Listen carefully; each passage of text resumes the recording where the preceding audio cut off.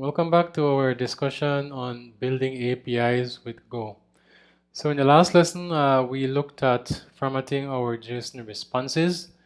What I want to do in this lesson is to take our formatting a little bit further by giving tags to our JSON responses, the values to our JSON responses. Okay, so normally when we display the response, we simply see the keys and the values. However, we do not really know what the keys and values represent. So what we want to do is to add a key named schools, which simply tells us that the JSON response that you're looking at actually represents a school. All right. Let's go about doing that. We need to create a new type. So I'm going to come here and I'm going to create a new type.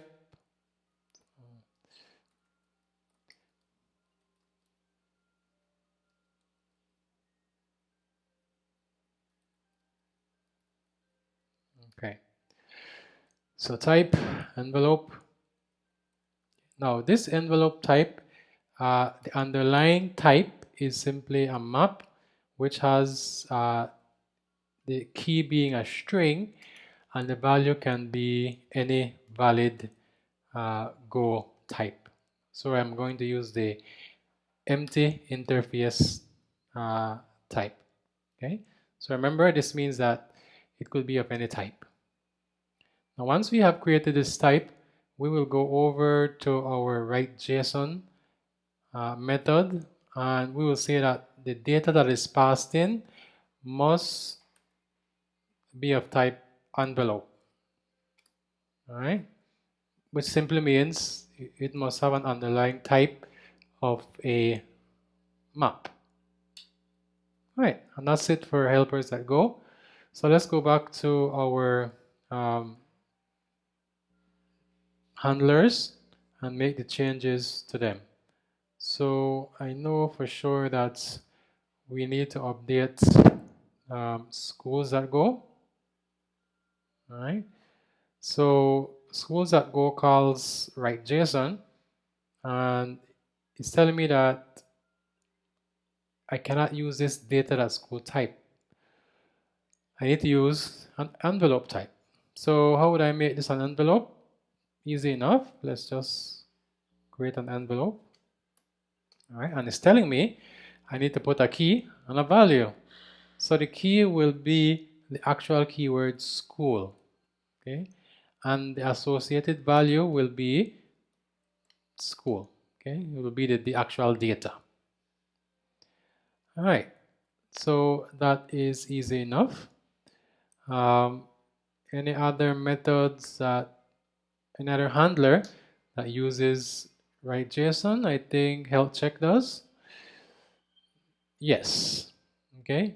So again here we need to make our changes. But what we're going to do, instead of making this into a envelope type, we could just make the entire thing an envelope because it's a string and it has a string type and it's a map.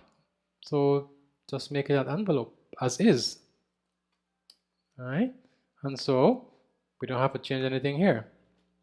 All right, so that's easy to do. In the previous example, the school, that wouldn't have worked.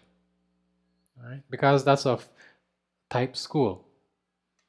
All right, it doesn't have an underlying type. This data here had an underlying type of a map, so we could have easily replaced that with envelope because, as you know, we are just giving a map the name envelope. All right, so with that out of the way, we could save this and we could check to see, we check to see that it still works.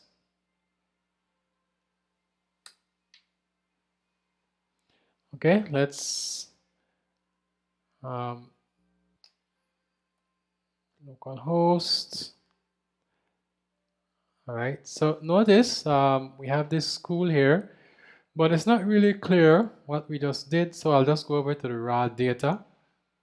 And now notice that we have tagged this entire JSON response, okay, the JSON object, with the key of school. So this is the key, and the value is the actual response object, the JSON object. So if some client is looking at the responses, they'll say, oh, okay, these things here represent a school.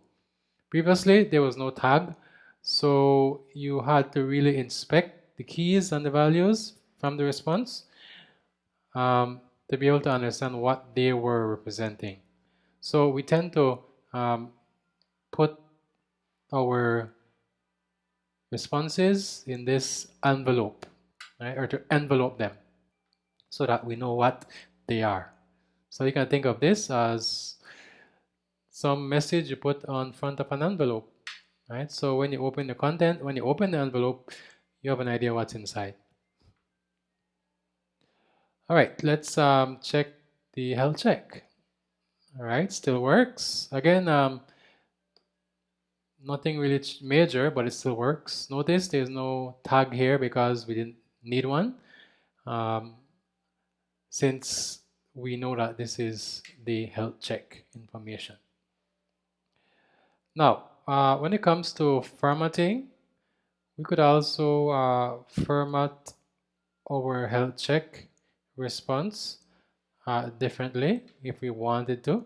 So you will see some people decide to say, you know what, environment and version, they're essentially the same, they fall under the same class. So let's separate them. And so what I could do, I could create a key called system underscore info. Okay, that's my key.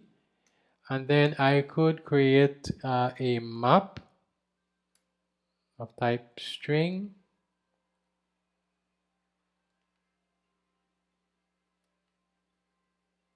And value also of type string.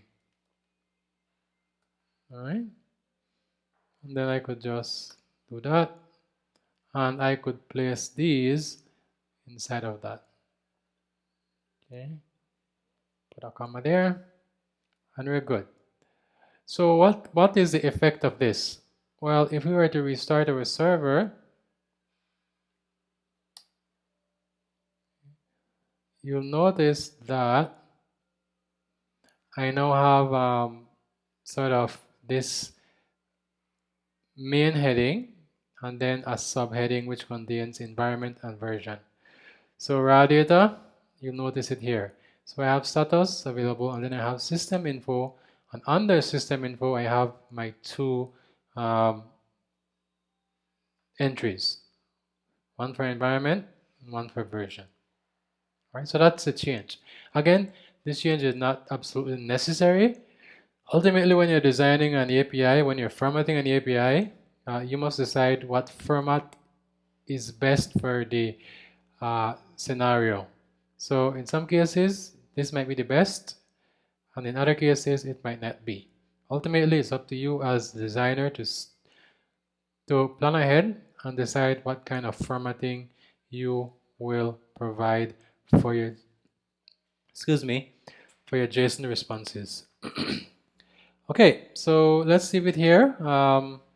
In the next lesson, we're going to move on and we're going to start discussing how do we report our error messages in JSON format. I'll see you in those lessons.